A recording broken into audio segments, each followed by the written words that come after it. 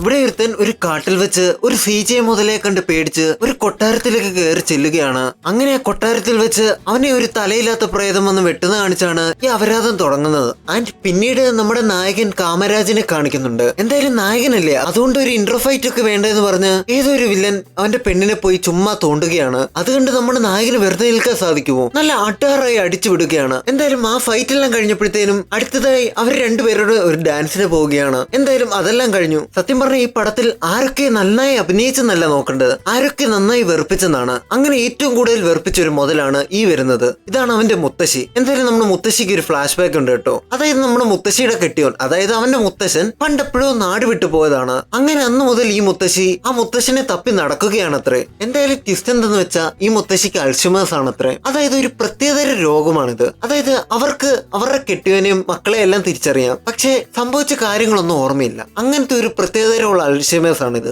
എന്തായാലും ഈ മുത്തശ്ശി ഇടയ്ക്കിടയ്ക്ക് അവരുടെ ഭർത്താവിനെ തിരക്കി ഇറങ്ങുകയാണ്. പക്ഷെ ഇവർക്ക് പോയ സ്ഥലമൊന്നും പിന്നെ ഓർമ്മ കാണത്തില്ല. അങ്ങനെ ഇതിൽ നിന്ന് എങ്ങനെയും ഒരു സ്വരം കിട്ടാനായിട്ട് അവന്റെ മുത്തശ്ശനെ കണ്ടുപിടിച്ചു കൊടുക്കാന്ന് അവൻ ഏൽക്കുകയാണ് കേട്ടോ. അങ്ങനെ ഒരു ദിവസമാണ് അവന്റെ കൂട്ടുകാരന്റെ ഫോണിൽ യാദൃശികമായി അവന്റെ മുത്തശ്ശന്റെ പടം കാണുന്നത്. അങ്ങനെ അവൻ ആ സ്ഥലം എവിടാന്ന് തിരക്കുമ്പോഴാണ് അവന്റെ അമ്മാവൻ അവിടെ പോലീസാന്ന് മനസ്സിലാവുന്നത്. എന്തായാലും അധിക സമയമൊന്നും കളയാതെ അവന്റെ മാമനെ വിളിക്കുകയാണ്. പക്ഷെ അന്നേരം മാമൻ പറയുന്നത്, എടാ മോനെ ഇതിനൊരു 5 ലക്ഷം രൂപയോളം ചെലവാന്നൊക്കെ പറയുമ്പോഴത്തേനും അവന്റെ കാമുകിയോട് ചോദിക്കുകയാണ് കേട്ടോ. പക്ഷെ പൈസക്ക് ഒരു വിലയില്ലാത്ത ഈ യൂണിവേഴ്സിൽ അവൾ പെട്ടെന്ന് തന്നെ ആ പൈസ എടുത്ത് കൊടുക്കുകയാണ് കേട്ടോ. എന്തായാലും അങ്ങനെ പൈസയും പെട്ടിയിലാക്കി അവൻ ബസ് കയറി ആ സ്ഥലത്ത് ഇറങ്ങുകയാണ് കേട്ടോ. അങ്ങനെ അവിടെ വെച്ച് യാദൃശികമായി അവന്റെ വേറൊരു കൂട്ടുകാരനെ കണ്ടുമുട്ടുകയാണ്. അങ്ങനെ അവർ രണ്ടുപേരോട് ഒരു ഓട്ടോയിൽ പോകുമ്പോഴാണ് ഈ കാമരാജിന് വേറൊരു കന്യാസ്ത്രീയെ ഇഷ്ടമാവുകയാണ്. അതുകൊണ്ട് തന്നെ അവൻ ആ പള്ളിയിലേക്ക് കയറുകയാണ് കേട്ടോ. അങ്ങനെ അവന്റെ അടുത്തിരുന്ന കുരിപ്പിനോട് അത് ആരാണെന്നൊക്കെ തിരക്കുമ്പോഴത്തേനും ആ കുരിപ്പ് നേരെ ഇയാൾക്ക് ചേച്ചി ഇഷ്ടമാണെന്നൊക്കെ പറയുകയാണ് കേട്ടോ. എന്തായാലും അവൻ അതെല്ലാം നൈസിന് ഡീലാക്കുകയാണ്. പിന്നീടാണ് അവൻ അറിയുന്നത് ആ കൊച്ചിന് ക്യാൻസർ ആണ്. അതുകൊണ്ട് തന്നെ അവന്റെ കയ്യിലുണ്ടായിരുന്ന 5 ലക്ഷത്തിൽ ഒരു 3 ലക്ഷം ആ കൊച്ചിന് സംഭാവന ചെയ്യുകയാണ്. അങ്ങനെ ആ കന്യാസ്ത്രീയുടെ കൂട്ടുകാരി ഇതെല്ലാം അവളോട് പോയി പറയുകയാണ് കേട്ടോ. അതായത് അവനൊരു പേരും പ്രശസ്തിയും ഒന്നും നോക്കാതാണ് ഇത്രയും ദാനം ചെയ്തതെന്നൊക്കെ പറയുമ്പോഴത്തേനും താണ്ട്ര അവൾക്ക് എന്തൊക്കെയോ പ്രേമം തോന്നുകയാണ്. പിന്നീട് അവനും അവളോട് ഒരു ഡാൻസിന് പോവുകയാണ് കേട്ടോ. എന്തായാലും ആ ഡാൻസ് എല്ലാം കഴിഞ്ഞ് അവന്റെ സമയം പോലെ അവൻ ആ പോലീസ് സ്റ്റേഷനിൽ പോയി ആ മുത്തശ്ശന്റെ കഥ പറയുകയാണ് കേട്ടോ. അതായത് ഇവന്റെ അമ്മ ഭയങ്കര കൊട്ടാരത്തിലെ റാണിയായിരുന്നു. പക്ഷെ ഒരു ദിവസം ആ കൊട്ടാരത്തിൽ ഗംഗരാജ് എന്ന് പറയുന്ന ഒരാളുണ്ടായിരുന്നു. ആ ആള് കൊട്ടാരത്തിൽ ഖജനാവ് എടുത്തോണ്ട് പോയപ്പോഴത്തേനും ഈ മുത്തശ്ശൻ അവനെ പിടിച്ചിട്ട് തിരികെ വരുള്ളൂ എന്ന് പറഞ്ഞ് അന്ന് പോയതാണ്. പിന്നീട് ആ മുത്തശ്ശനെ ആരും കണ്ടിട്ടില്ല. അങ്ങനെ നോക്കിയിരുന്ന് ഈ മുത്തശ്ശിക്ക് അൾഷിമേഴ്സ് വന്നതാണ്. എന്തായാലും ഇങ്ങനെല്ലാം പറയുകയാണ് കേട്ടോ. അത് കഴിഞ്ഞ് അവൾ ഒരു ദിവസം ഇവനെ വിളിക്കുകയാണ് കേട്ടോ. എന്നിട്ട് പറയുന്നത് എന്തെന്ന് വെച്ചാൽ, അതായത് ആ കൊച്ചിന്റെ ഓപ്പറേഷന് ഇവളൊരു ആശുപത്രി പോയപ്പോഴത്തേനും ആ മുത്തശ്ശൻ ഇവളെ ഹിപ്നോട്ടൈസ് ചെയ്തിട്ട് ആ പൈസ എടുത്തോണ്ട് പോയെന്നാണ് ഇവള് പറയുന്നത്. എന്തായാലും ഇതൊന്നും മനസ്സിലാവാതെ അവൻ ഇരിക്കുമ്പോഴാണ് ആ പോലീസുകാരൻ വിളിച്ചിട്ട്, നീ എനിക്ക് 5 ലക്ഷത്തിന് പകരം 2 ലക്ഷം തന്ന് പറ്റിച്ചല്ലേടാ, ഇന്ന് വൈകുന്നേരത്തിനുള്ളിൽ നീ ബാക്കി 3 ലക്ഷം തന്നില്ലെങ്കിൽ നിന്നെ പിന്നെ കാണിച്ചു തരാന്നൊക്കെ പറയുകയാണ് കേട്ടോ.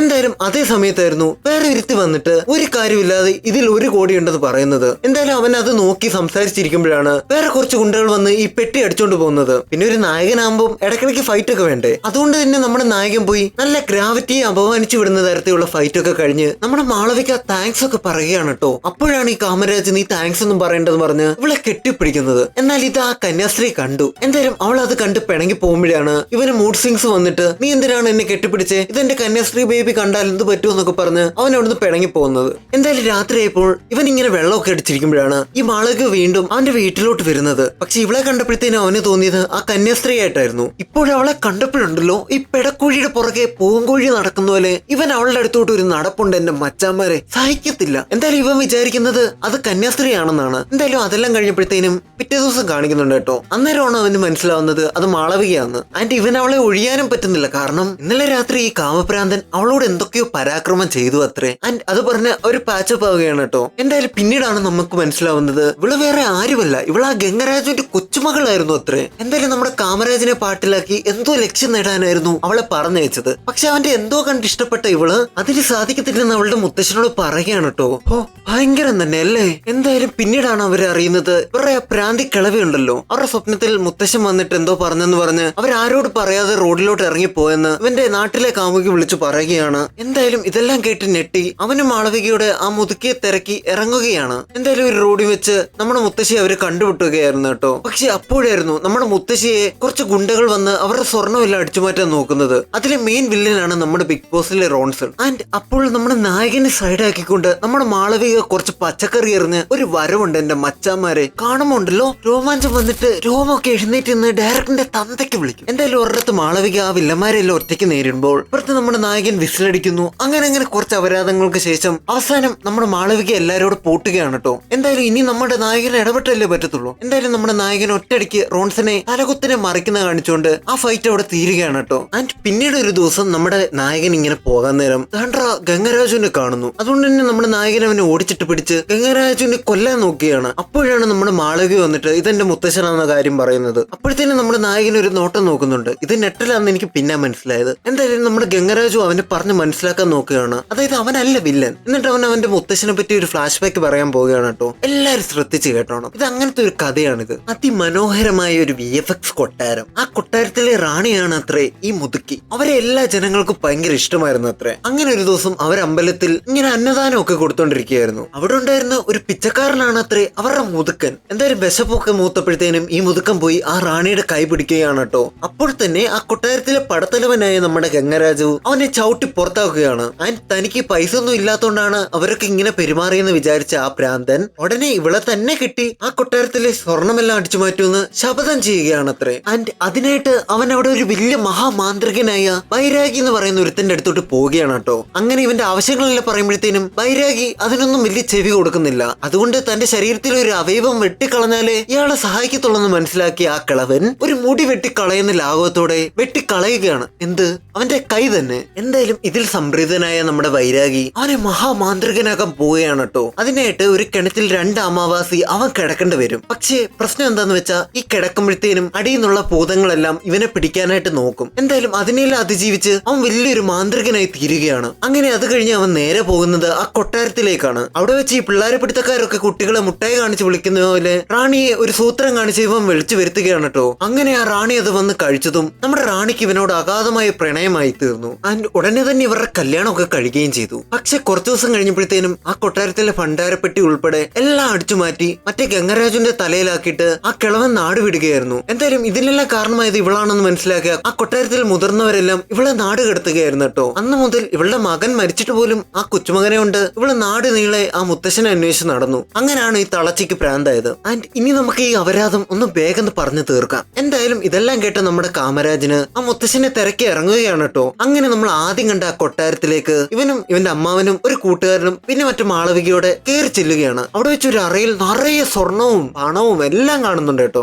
അപ്പോഴാണ് അവിടേക്ക് വേറൊരുത്തൻ വരുന്നത്. അത് വേറെ ആരുമില്ല, നമ്മൾ ആദ്യം കണ്ട ഒരുത്തനില്ലേ, ആ പൊട്ടൻ തന്നെ. അവൻ വന്നിട്ട് ഇവന്റെ മുത്തശ്ശൻ മരിച്ചെന്നും ഇവിടുത്തെ സ്വർണ്ണത്തിൽ വല്ലം തൊട്ട് ആ കിളവൻ വരുമെന്നൊക്കെ പറയുകയാണ് കേട്ടോ. അതായത് ഗവൺമെന്റ് ആശുപത്രി മരിച്ചപ്പം ഇവന്റെ ശരീരത്തിൽ കുറെ ഗോൾഡ് ഒക്കെ ഉണ്ടായിരുന്നു. അന്നേരം ഈ കിളവനെ അടക്കാൻ ഉത്തരവാദിത്വം കിട്ടിയത് ഇവനായിരുന്നു. പക്ഷെ ചത്ത ശവത്തിന് എന്തിനാണ് പൊന്നെന്ന് പറഞ്ഞ് അവൻ അതെല്ലാം എടുക്കുകയായിരുന്നു കേട്ടോ. പക്ഷെ ആ സ്വർണം തന്നെ അവനെ അവിടെ എത്തിക്കുകയായിരുന്നു. എന്തായാലും ഇതിലൊന്നും വിശ്വസിക്കാത്ത നമ്മുടെ കാമരാജ് അതിൽ നിന്നൊരു സ്വർണ്ണവണ്ട് എടുക്കുകയായിരുന്നു. അപ്പോഴാണ് അവന്റെ മുമ്പിലേക്ക് മറ്റേ പിശാച് വരുന്നത്. അങ്ങനെ ആ കിളവൻ വന്നിട്ട് ഈ സ്വർണ്ണം ഒന്നും നിനക്ക് എടുക്കാൻ പറ്റത്തില്ലെന്നും പിന്നെ നീയായിട്ട് ഇങ്ങോട്ട് കയറി വന്നതല്ല, ഞാൻ നിന്നെ ഒരു ലക്ഷ്യത്തിന് ഇങ്ങോട്ട് കൊണ്ടുവന്നതാണെന്നൊക്കെ പറയുകയാണ് കേട്ടോ. എന്നാൽ ഇതൊന്നും മൈൻഡ് ചെയ്ത് അവൻ നൈസിന് വെളിയിൽ ഇറങ്ങാൻ നോക്കിയായിരുന്നു. അപ്പോൾ താണ്ട്ര അവിടെ ഡോറും കാണുന്നില്ല. അപ്പൊ അവന് മനസ്സിലായി അവൻ അവിടെ പെട്ടെന്ന്. എന്തായാലും അവിടെ പെട്ടുപോയിട്ടും ഇതിനിടയ്ക്കും കാമക്കണ്ണന് അവന്റെ പണി ചെയ്യാതിരിക്കാൻ പറ്റുന്നില്ല. അതായത് ആ മാളവികയുടെ എന്തൊക്കെയോ ഇവൻ കാണിച്ചുകൊണ്ടിരിക്കുകയാണ് കേട്ടോ. എന്തായാലും ഇവരെല്ലാം പിന്നെയും പുറത്തിറങ്ങാൻ നോക്കുമ്പോഴാണ് താണ്ട്ര ആ കന്യാസ്ത്രീ ഒരു കാറുമായിട്ട് അങ്ങോട്ടേക്ക് വരുന്നത്. ഇവൾ ആ കാശ് മേടിക്കാനാണ് ഇങ്ങോട്ട് വന്നത്. പക്ഷെ ഇവളെങ്ങനെ ഈ സ്ഥലമൊക്കെ കണ്ടുപിടിച്ചെന്ന് എന്നോട് ചോദിക്കരുത്, എനിക്ക് അറിയത്തില്ല. ഒന്നാമത് ഈ പടം ഞാൻ കണ്ടു തീർത്ത് ഏതാണ്ട് കാർട്ടൂൺ കണ്ടു തീർക്കുന്ന പോലായിരുന്നു. അതായത് പണ്ടങ്ങാണ്ട് ഞാൻ കൊച്ചു TV ഡിറ്റക്റ്റീവ് രാജപ്പൻ എന്ന് പറയുന്ന ഒരു കാർട്ടൂൺ ഉണ്ടായിരുന്നു. അതിന് മലയാളം ഡബ് ചെയ്തവരാണോ ഇത് ചെയ്തതെന്ന് എനിക്ക് സംശയമുണ്ട്. എന്തായാലും അവള് പറയുന്നുണ്ട് കേട്ടോ, അവള് കന്യാസ്ത്രീ ഒന്നുമല്ല, അവളിങ്ങനെ എന്തോ ഒരു സ്റ്റുഡന്റ് ആണ്. പിന്നെ അവൾക്ക് കല്യാണമൊക്കെ കഴിക്കാൻ കേട്ടോ. എന്തായാലും ആ കൊട്ടാരത്തിൽ വെച്ച് നമ്മുടെ ഈ കാമരാജ് രണ്ടുപേരോടും മാറി മാറി സംസാരിക്കുന്നൊന്നും രണ്ടുപേർക്കും അങ്ങോട്ടും ഇങ്ങോട്ടും ഇഷ്ടപ്പെടുന്നില്ല. എന്തായാലും അവർ കൊട്ടാരത്തിലാണെങ്കിലും അവർ ഇടയ്ക്കിടയ്ക്ക് ഡാൻസിലൊക്കെ പോകുന്നുണ്ട് കേട്ടോ. എന്തായാലും കുറച്ച് കഴിഞ്ഞപ്പോഴത്തേനും ഇവരിങ്ങനെ സംസാരിച്ചുകൊണ്ടിരിക്കുമ്പോഴാണ് ഈ പ്രേതത്തെ ഒഴിപ്പിക്കുന്ന ആൾക്കാർ വല്ലതും ഉണ്ടോ എന്ന് തിരക്കുന്നത്. അങ്ങനെ അവിടേക്ക് വേറൊരു അവതാരം വരികയാണ് കേട്ടോ. അവൻ വലിയൊരു സൈക്കോളജിസ്റ്റ് ആണ്. അങ്ങനെ അവിടെ എല്ലാം നിരീക്ഷിച്ചപ്പോഴത്തേനും അവന് മനസ്സിലായി ഈ പ്രേതം കൂടുതൽ ഹിപ്നോട്ടൈസ് ചെയ്യുന്നത്, അതിനുള്ള കാര്യങ്ങൾ അവിടെ തന്നെ ഉണ്ട്. അതുകൊണ്ട് തന്നെ നമ്മുടെ കാമരാജിന് അവന് ട്രെയിനിങ് കൊടുക്കുകയാണ്. അതായത് മനസ്സിനെ നിയന്ത്രിച്ച അവൻ എവിടെ വേണേലും പോകാൻ പറ്റും. അങ്ങനെ ചെയ്തുകൊണ്ടിരുന്നെങ്കിലും ഇടയ്ക്ക് വെച്ച് ഇവനൊരു കോൺസെൻട്രേഷൻ നശിക്കുകയാണ് കേട്ടോ. അങ്ങനെ അവൻ വീണ്ടും ആ കൊട്ടാരത്തിൽ വെച്ച് ഒരു കാഴ്ച കാണുകയാണ്. അതായത് ആ കിളവൻ അവിടെ ഏതോ ഒരു മുറിയിൽ വെച്ച് ആരെയോ തല അറുത്തോണ്ടിരിക്കുകയാണ്. അത് കണ്ട് അവൻ പേടിക്കുന്നുണ്ട് കേട്ടോ.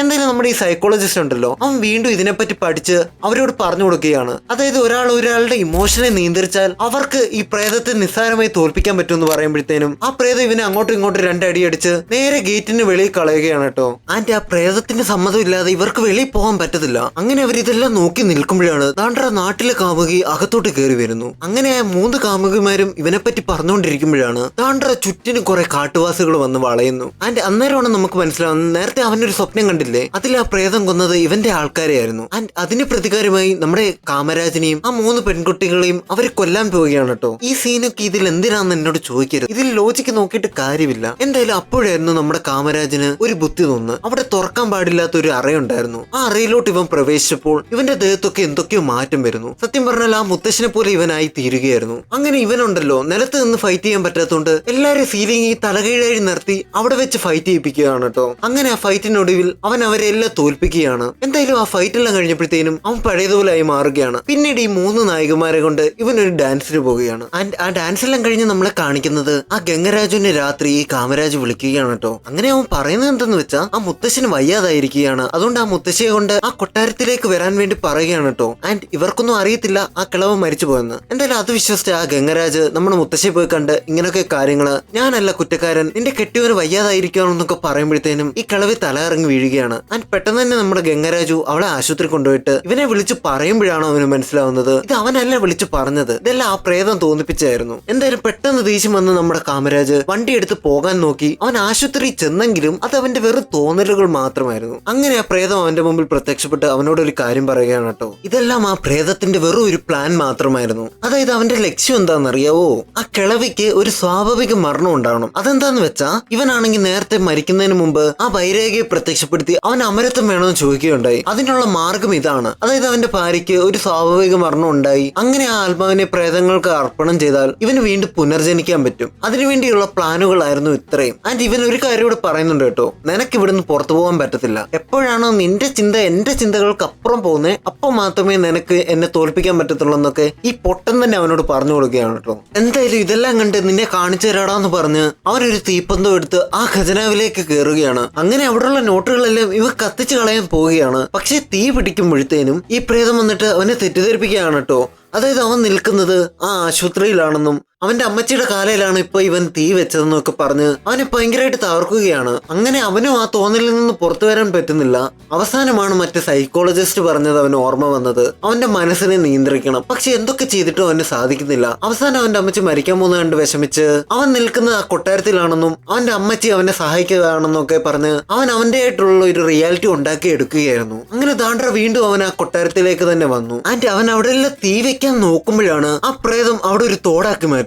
ആൻഡ് ഇനിയാണ് ആ ലോകപ്രസിദ്ധമായ ആ മുതലവരാതം നടക്കുന്നത്. അതായത് ഒരു CJ മുതല പറന്നു വന്ന് പ്രവാസിനെ അടിക്കാൻ നോക്കുന്നു, പ്രവാസ് ഒഴിഞ്ഞു മാറുന്നു. വെള്ളത്തിൽ കൂടെ വന്ന് പ്രവാസിനെ കടിക്കാൻ നോക്കുന്നു, പ്രവാസ് ഒഴിഞ്ഞു മാറുന്നു. അവസാനം പ്രവാസ് അതിനെ ഒരു കത്തിയിട്ട് കുത്തുകയാണ്. എന്നിട്ടും അത് ചാവുന്നില്ല. അവസാനം എന്റെ വാലെ പിടിച്ച് ഇവൻ തൂക്കി ഒരു അടിയുണ്ട് എന്റെ മച്ചാന്മാരെ, സാറ്റിസ്ഫാക്ഷൻ എന്നൊക്കെ പറഞ്ഞു. എന്തായാലും ഇതോടെ കണ്ടപ്പോഴത്തേനും ആ ഗതികെട്ട പ്രേതം അവിടെ ഉണ്ടായിരുന്ന കുറച്ച് പ്രതിമകൾക്ക് ജീവൻ വെപ്പിക്കുകയാണ്. ആൻഡ് പ്രഭാസിന് ആ പ്രതിമകളെ ഒന്നും ചെയ്യാൻ പറ്റുന്നില്ല. കാരണം ആ പ്രതിമകളെ ഇവൻ എന്തൊക്കെ ചെയ്താലും അതെല്ലാം ഇവന് വരികയാണ്. അതായത് പ്രഭാസ് അതിലൊരു പ്രതിമയെ കുത്തിയപ്പോഴത്തേനും അത് പ്രഭാസിന്റെ നെഞ്ചിലായി പോയി. എന്തായാലും പിന്നീടാണ് അവന് മനസ്സിലായത് ആ പ്രതിമകൾക്ക് തീ വെക്കണമെന്ന്. അതുകൊണ്ട് അവൻ ആ 4 പ്രതിമകൾക്ക് തീ വെച്ചു. അത് കഴിഞ്ഞ് ഈ പ്രതിരൂപങ്ങളെല്ലാം ഈസി ആയിട്ട് കൊല്ലാൻ പറ്റി. അപ്പോഴേക്കും ആ പ്രേതം അവനെ കുറെ മണൽ കൊണ്ട് മൂടുകയാണ് കേട്ടോ. എന്നാൽ നമ്മുടെ പ്രഭാസ് വീണ്ടും അവന്റെ അമ്മച്ചിയെ ഓർക്കുകയാണ്. അന്നേരം അവൻ എവിടുന്നില്ലാത്ത ശക്തി വന്ന് അവൻ ആ മണലിൽ നിന്ന് പൊങ്ങിയിട്ട് സീലിംഗുള്ള ഒരു ലൈറ്റ് തൂങ്ങിപ്പിടിച്ച് ആ കൊട്ടാരം മൊത്തം കത്തിക്കുകയാണ്. ഏതാണ്ട് ഹനുമാൻ ലങ്ക കത്തിച്ച പോലെ. എന്തായാലും ഇതോടായപ്പോഴത്തേനും നമ്മുടെ ഗതികെട്ട പ്രേതം വൈരാഗിയെ വിളിച്ചു വരുത്തുകയാണ്.